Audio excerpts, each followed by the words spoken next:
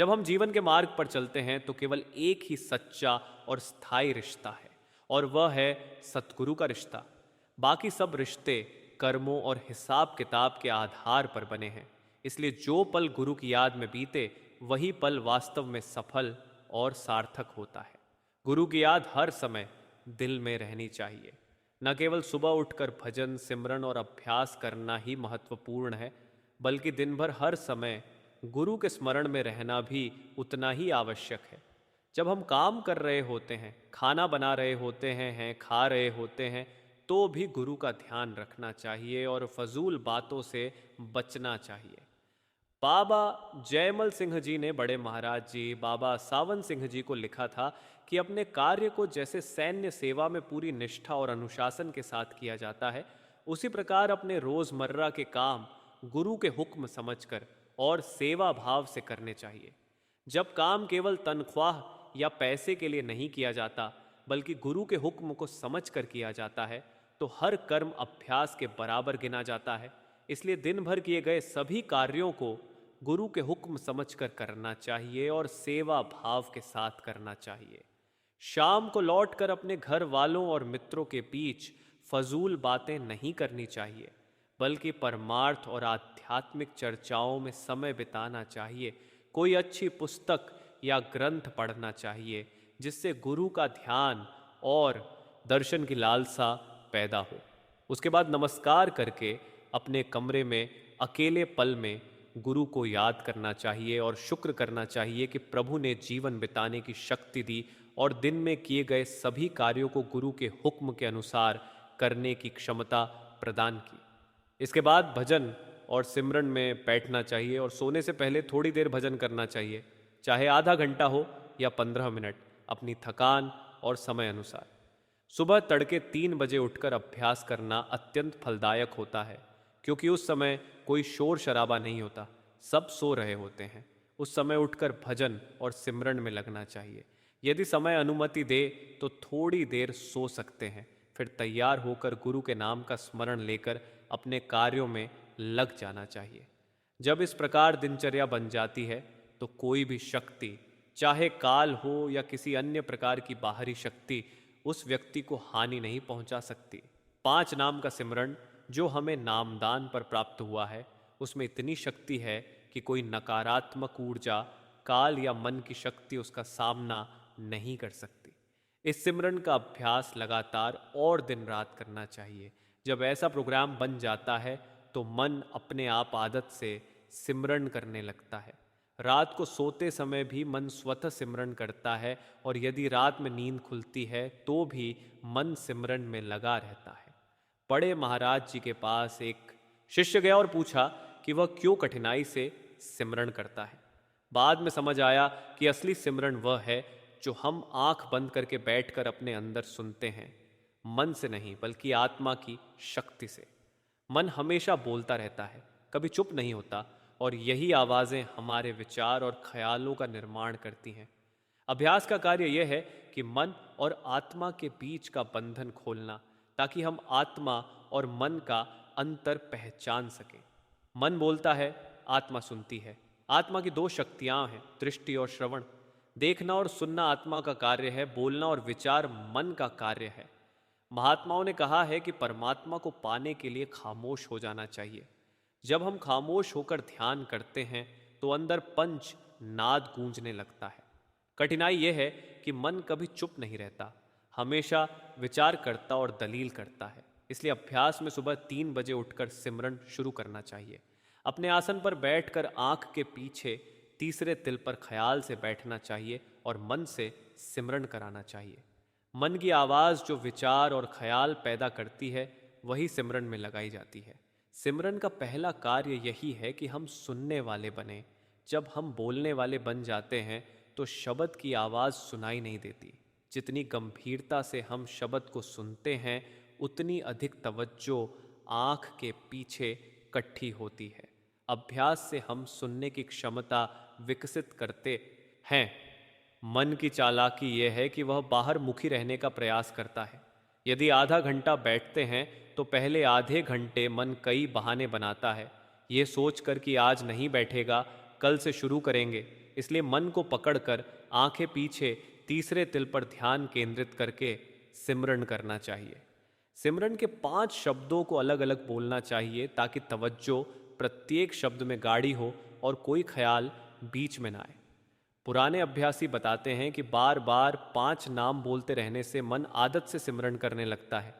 मन की एक और शक्ति ये होती है कि वह समय और अवधि पूछती है। यह भी मन का ही काम है। इसलिए अभ्यास में मन की सभी आवाज़ों को सिमरन में लगाना चाहिए। जब मन के साथ यह तरीका अपनाया जाता है तो मन किसी भी बाहरी रूप या व्यक्ति को सामने नहीं लाता और अभ्यास में पूरी तरह लग जाता है। मन की आवाज़ों और ख्यालों को सिमरन में लगाते रहने से अंदर की आवाज़, शब्द की आवाज़ सुनाई देने लगती है। शब्द की आवाज़ धीरे धीरे अंदर प्रकट होती है और अभ्यास से आत्मा के पास दृष्टि और श्रवण की शक्ति बढ़ती है। सिमरन करते समय कभी इधर उधर देखने की आवश्यकता नहीं है। किसी दृश्य या व्यक्ति को याद करने की कोशिश नहीं करनी चाहिए। यदि कोई आवाज़ या रूप स्मरण में आता है तो उसे भी सिमरन में लगाना चाहिए। अभ्यास में 3 बजे सुबह बैठकर मन की सभी आवाज़ों को सिमरन में लगाना चाहिए। तब महसूस होगा कि पूरी दुनिया सिमरन हमारे अंदर हो रही है। सत्संग में बैठे हुए व्यक्ति की अनुभूति यह होती है कि यदि आंख बंद करके अपने कमरे में बैठ जाएं तो उनका ध्यान वहीं केंद्रित रहेगा और अभ्यास फलदायी होगा।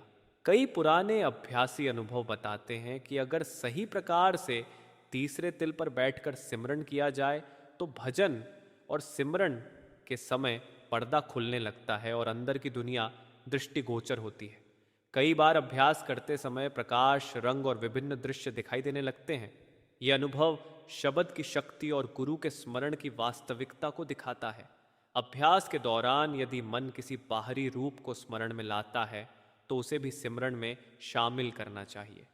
धीरे धीरे मन की सभी आवाज़ों को सिमरन में लगाते हुए हम अंदर की आवाज़, शब्द सुनने लगते हैं। यह अभ्यास स्थायी शक्ति और ध्यान की स्थिति प्रदान करता है। सिमरन का अभ्यास लगातार और दिन रात करना चाहिए ताकि मन आदत से सिमरन करने लगे। जब मन सिमरन में लगे तो शब्द की आवाज़ अंदर प्रकट होती है।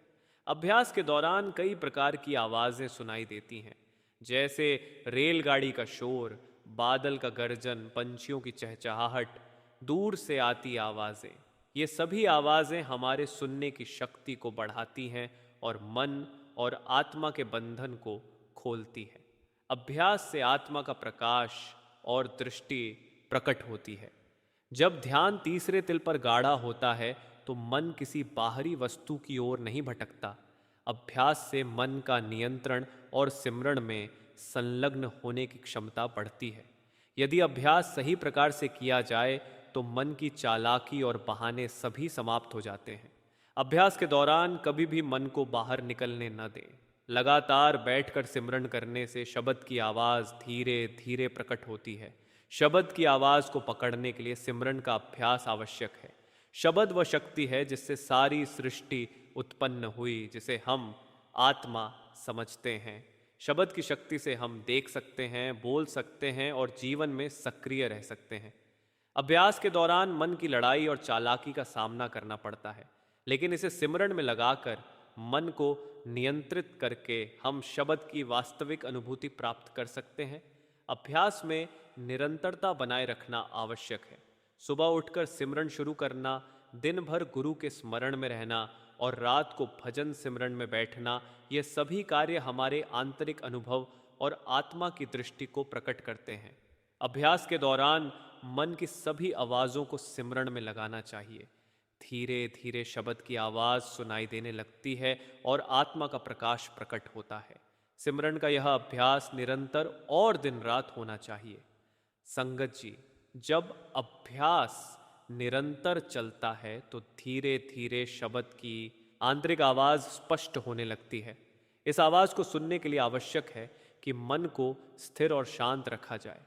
मन हमेशा बहकने की कोशिश करता है, विचारों और ख्यालों के माध्यम से बाहर की ओर खींचता है। इसलिए अभ्यास में यह आवश्यक है कि मन के हर बहकाव को सिमरन में लगाकर उसकी शक्ति को अंदर की ओर मोड़ा जाए। इस प्रकार जब मन और आत्मा का बंधन टूटता है तो अंदर की दुनिया प्रकट होती है। बाबा सावन सिंह जी ने शिष्यों को समझाया कि यह धैर्य और लगातार अभ्यास का फल है। पहले कुछ समय में मन बहुत अस्थिर रहेगा, अनेक ख्याल और विचार आएंगे, लेकिन अभ्यास के साथ साथ यह स्थिर हो जाता है। भजन और सिमरन के समय शांति बनाए रखना सबसे महत्वपूर्ण है। यदि अभ्यास करते समय शरीर और मन दोनों थके हुए हों तो बैठकर भजन करना कठिन लगता है, लेकिन थोड़ी मेहनत और धैर्य से यह स्थिति सुधर जाती है। पुराने अभ्यासी बताते हैं कि पहले दिन या पहले महीने में मन बार बार भटकता है, लेकिन 7 महीने के अभ्यास के बाद यह स्थिर हो जाता है। स्थिर मन सिमरन में गाढ़ा होने लगता है और शब्द की आंतरिक गूंज स्पष्ट सुनाई देने लगती है। जब सिमरन के दौरान शब्द की आंतरिक आवाज सुनाई देने लगती है तो अनुभव होता है कि जैसे सब कुछ शांत और शुद्ध हो गया है। मन की सभी परेशानियां और विचार गायब हो जाते हैं। यह अनुभव केवल सतगुरु के स्मरण और शब्द की शक्ति से संभव होता है। बाबा जयमल सिंह जी ने एक बार बताया कि यदि शिष्य सच्चाई से अभ्यास करता है तो एक दिन ऐसा आता है जब वह हर समय शब्द के साथ रहता है, चाहे वह काम कर रहा हो, खा रहा हो या चल रहा हो। शब्द हर समय उसके भीतर गूंजता रहता है। सिमरन का अभ्यास केवल बैठकर ही नहीं होता, बल्कि दिन भर के कर्मों में भी इसे लागू करना चाहिए। जब मन बाहर की चीज़ों में व्यस्त नहीं होता तब शब्द की आवाज़ और स्पष्ट हो जाती है। ये अनुभव बताता है कि गुरु का स्मरण केवल भजन कक्ष में या सोने से पहले नहीं, बल्कि हर पल होना चाहिए। बाबा सावन सिंह जी ने शिष्यों को समझाया कि हर कर्म गुरु के हुक्म के अनुसार करना अभ्यास का हिस्सा है। भोजन करना, काम करना, बातचीत करना, सभी कार्य सिमरन में लगाकर किए जाए तभी अभ्यास पूर्ण होता है। अभ्यास के दौरान मन कई तरह की कठिनाइयां पैदा करता है। कभी नींद आती है, कभी थकान महसूस होती है, कभी शरीर दर्द करने लगता है। ऐसे समय में शिष्य को संयम रखना चाहिए और अभ्यास से विमुख नहीं होना चाहिए। बाबा जयमल सिंह जी बताते थे कि कई बार शिष्य थक कर बैठा रहता है, लेकिन जब थोड़ी देर गहरी सिमरन करता है तो शरीर और मन दोनों में ऊर्जा का संचार होता है। अभ्यास में निरंतरता बनाए रखने से ही मन और आत्मा की शक्ति प्रकट होती है। सिमरन के दौरान मन की आवाज हमेशा बहकती रहती है। ये बहकाव कभी परिवार के कामों की चिंता, कभी भविष्य की आशंका, कभी अतीत की याद में व्यस्त रहता है। अभ्यास में यह आवश्यक है कि इन विचारों को सिमरन में लगाकर अंदर की दुनिया की ओर मोड़ा जाए। धीरे धीरे मन की सारी गतिविधियां सिमरन में लगती हैं और शब्द की आंतरिक गूंज स्पष्ट हो जाती है। अभ्यास का एक और महत्वपूर्ण पहलू यह है कि शिष्य को बाहर की दुनिया के आकर्षणों से दूर रहना चाहिए। मनोरंजन, खेलकूद, अनावश्यक बातचीत, ये सभी मन को बाहर की ओर खींचते हैं। सत्संग और शिष्य का समय सीधे अभ्यास में लगाया जाए। बाबा सावन सिंह जी ने कहा कि जो शिष्य अपने समय और ऊर्जा को अभ्यास में लगाता है वह जल्दी आत्मा की दृष्टि और शब्द की अनुभूति प्राप्त करता है।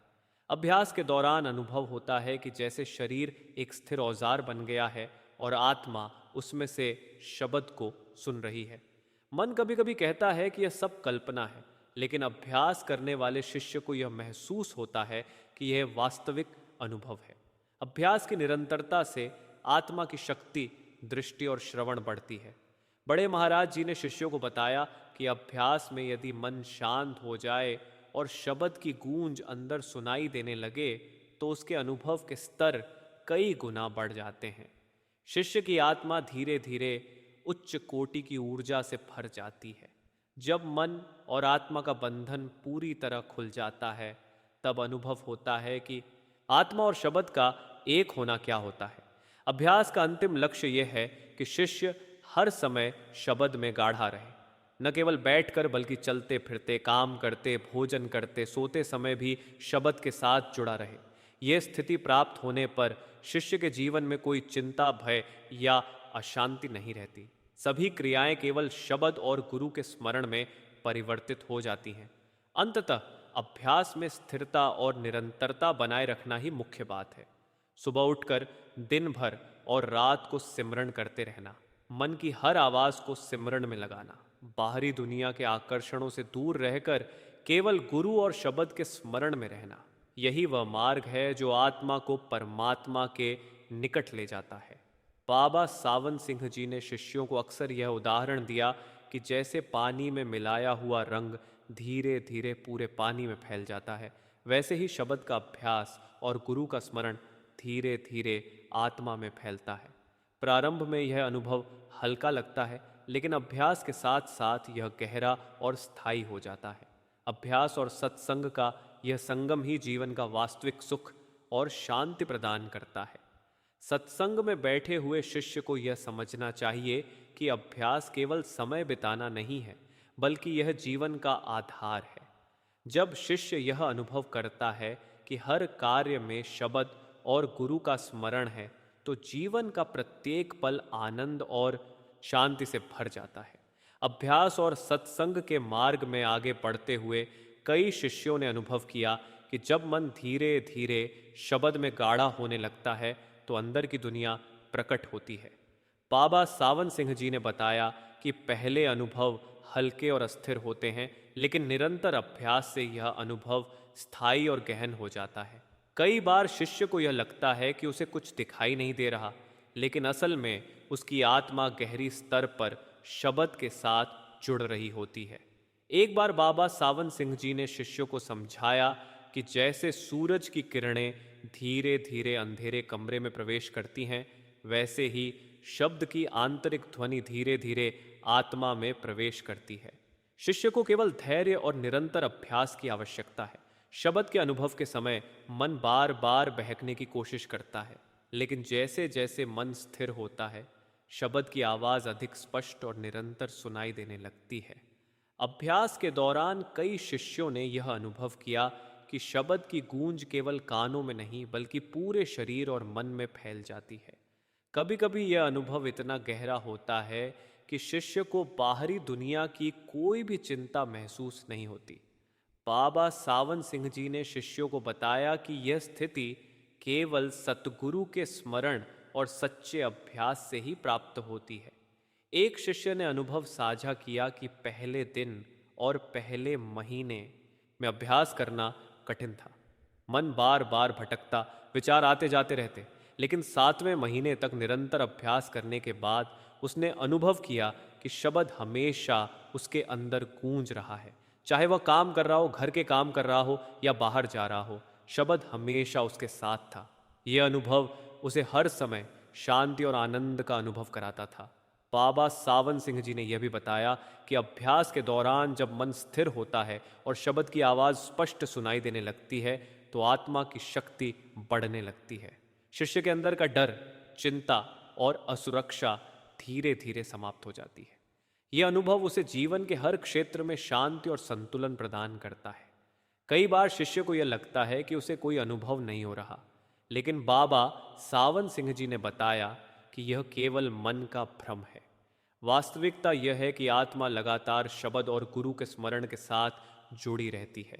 केवल शिष्य को इसे महसूस करने के लिए धैर्य और सतत अभ्यास की आवश्यकता होती है। एक बार बाबा सावन सिंह जी ने शिष्यों को यह उदाहरण दिया कि जैसे मिट्टी में बीज बोने पर पहले कुछ नहीं दिखाई देता, लेकिन निरंतर देखभाल और पानी देने से पौधा बढ़ता है, वैसे ही अभ्यास और सत्संग से आत्मा में शब्द और गुरु का प्रकाश प्रकट होता है। प्रारंभ में अनुभव हल्का लगता है, लेकिन समय के साथ यह गहरा और स्थायी हो जाता है। शिष्य के अभ्यास में निरंतरता बनाए रखना अत्यंत महत्वपूर्ण है। केवल बैठकर सिमरण करना ही पर्याप्त नहीं है। दिन भर के सभी कार्यों में गुरु और शब्द का स्मरण करना आवश्यक है। खाना, चलना, बातचीत करना, हर कार्य सिमरण में लगाना चाहिए। इस प्रकार अभ्यास केवल भजन कक्ष तक सीमित नहीं रह जाता, बल्कि यह जीवन का हर पहलू बन जाता है। बाबा सावन सिंह जी ने बताया कि अभ्यास और सत्संग का प्रभाव धीरे धीरे बढ़ता है। पहले अनुभव हल्के और अस्थिर होते हैं, फिर यह स्थायी और गहन हो जाते हैं। शिष्य जब इन अनुभवों के माध्यम से आगे बढ़ता है, तो उसे जीवन का असली उद्देश्य समझ में आता है। यह उद्देश्य केवल शांति, आनंद और आत्मा की मुक्ति है। अभ्यास के दौरान शिष्य को बाहरी दुनिया के आकर्षणों से दूर रहना चाहिए। मनोरंजन, खेल कूद, अनावश्यक बातचीत, ये सभी मन को बाहर की ओर खींचते हैं। सत्संग और अभ्यास के लिए समय और ऊर्जा को केवल गुरु और शब्द के स्मरण में लगाना चाहिए। यह मार्ग आत्मा को परमात्मा के निकट ले जाता है। एक शिष्य ने अनुभव साझा किया कि जब उसने हर दिन अभ्यास और सत्संग में समय दिया तो धीरे धीरे उसका मन स्थिर हो गया और शब्द की आवाज हमेशा उसके भीतर गूंजने लगी। उसने महसूस किया कि जीवन की हर चिंता और भय समाप्त हो गए और हर कार्य केवल शांति और आनंद में बदल गया। बाबा सावन सिंह जी ने शिष्यों को यह समझाया कि अभ्यास का अंतिम लक्ष्य यह है कि शिष्य हर समय शब्द और गुरु के स्मरण में गाढ़ा रहे। न केवल बैठकर बल्कि चलते फिरते, काम करते और सोते समय भी शब्द के साथ जुड़ा रहे। ये स्थिति प्राप्त होने पर शिष्य के जीवन में कोई चिंता, भय या अशांति नहीं रहती। सभी क्रियाएं केवल शब्द और गुरु के स्मरण में परिवर्तित हो जाती हैं। संगत जी, ये कहानी हमारे सद्गुरु की असीम कृपा और नाम के चमत्कार को दर्शाती है। गांव के एक छोटे से कोने में रामदास नाम का एक युवक रहता था। रामदास गरीब परिवार से था, पढ़ाई लिखाई में साधारण था, लेकिन दिल से बेहद साधु और नम्र था। उसका मन हमेशा ईश्वर की ओर आकर्षित रहता। वह सुनता था कि सद्गुरु का नाम जीवन बदल देता है, लेकिन उसके आसपास के लोग उसे व्यर्थ की बातें, डर और झूठे उपदेश सुनाते। रामदास ने छोटे से गांव में रहते हुए भी नाम सिमरन शुरू किया। वह सब काम में गुरु का हुक्म समझकर करता, चाहे खेत में हल चलाना हो या घर में बर्तन धोना या गांव वालों की सेवा करना। रामदास हर काम में मन को नाम सिमरन में लगाए रखता। कुछ सालों बाद भी उसके मन में कभी आलस्य नहीं आया। लोग उसकी लगन देखकर चकित थे। एक दिन गांव में भयंकर तूफान आया। सभी लोग अपने घरों में सुरक्षित होने की कोशिश कर रहे थे। अचानक गांव के पास वाले नदी में बाढ़ आ गई और कई लोग फंस गए। रामदास ने देखा कि कुछ बच्चे और बूढ़े नदी में बहने लगे हैं। सामान्य आदमी डर और घबराहट में कुछ कर नहीं पाता, लेकिन रामदास ने तुरंत मन को शांत किया और नाम सिमरन में अपने हृदय को स्थिर रखा। रामदास ने पहले अपने आप को थाम कर देखा। उसके भीतर जो शक्ति थी वही उसे निर्देश दे रही थी। वह नदी में उतरा। लोगों ने देखा कि जैसे उसकी आंखों में कोई अदृश्य प्रकाश चमक रहा हो। वह बच्चों और बूढ़ों को सुरक्षित किनारे तक पहुंचाता गया। हर कदम पर उसका मन शांत, उसकी आत्मा दृढ़ थी। यह शक्ति नाम सिमरन से आ रही थी। तूफान के बाद गांव के लोग रामदास के पास आए और पूछा, तुम इतनी हिम्मत कहाँ से लाए? हम तो खुद डर गए थे। तुम्हारे भीतर यह शक्ति कैसे आई? रामदास मुस्कुराया और बोला, मैंने कोई शक्ति अपने में नहीं पैदा की। मैं केवल सद्गुरु के नाम में लीन रहा। जब मन और आत्मा खामोश हो जाते हैं और नाम की शक्ति काम करती है, तब कोई संकट भी बाधा नहीं बन सकता। यही गुरु का वरदान है। इस घटना के बाद रामदास पूरे गांव में प्रसिद्ध हो गया। लोग उसके पास केवल भौतिक मदद के लिए नहीं, बल्कि आत्मा की शांति और नाम सिमरन सीखने के लिए भी आने लगे। रामदास ने सबको समझाया कि भजन, नाम सिमरन और गुरु की याद केवल एक अभ्यास नहीं, बल्कि जीवन की सुरक्षा और सफलता की कुंजी है। कुछ वर्षों बाद रामदास वृद्ध हो गया, लेकिन उसका मन हमेशा नाम सिमरन में लीन रहा। गांव के बच्चे उसके पास आते और पूछते, बाबा, नाम सिमरन करने से हमें क्या मिलेगा? रामदास बस मुस्कुराता और कहता, नाम सिमरन से मन का घोड़ा काबू में आता है, आत्मा का प्रकाश जागता है। जब मन और आत्मा एक हो जाए तो संकट, भय, दुख सब कुछ विफल हो जाता है। यही जीवन का असली उद्देश्य है। संगत जी, रामदास की कहानी हमें यह सिखाती है कि नाम सिमरन केवल एक शब्द नहीं, अभ्यास नहीं, बल्कि आत्मा की शक्ति को जगाने का माध्यम है। जब दिन रात सद्गुरु के नाम में लीन रहते हैं, तब मन की शांति, आत्मा की शक्ति और जीवन की सफलता अपने आप मिल जाती है। सत्य यह है कि सिमरन की जगह केवल बाहरी स्थान या शब्दों का उच्चारण नहीं है, यह मन और आत्मा की स्थिति है। जब मन शांत, सरल, भक्तिपूर्ण और श्रद्धा से भरा हो, तब सिमरन वास्तविक रूप में उतरता है और आत्मा का मार्ग प्रकाशित करता है।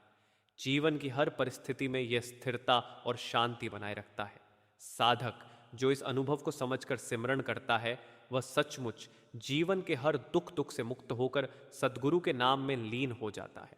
जैसा सद्गुरु ने बताया, नाम में जो सुख है वह संसार के किसी भी सुख में नहीं, नाम में जो शांति है वह जीवन के हर संकट को दूर कर देती है। इसलिए संगत जी, अपने मन और आत्मा की जगह को शुद्ध रखो, श्रद्धा और भक्ति से सिमरण करो और अनुभव करो कि कैसे सतगुरु का नाम जीवन में उजाला लाता है। सतगुरु का नाम ही सबसे बड़ा साथी है, सबसे बड़ा प्रकाश है और सबसे बड़ा मार्गदर्शक है। उसे याद करते रहो, उसे अनुभव करते रहो और अपने जीवन को सच्चे सुख और शांति से भर दो।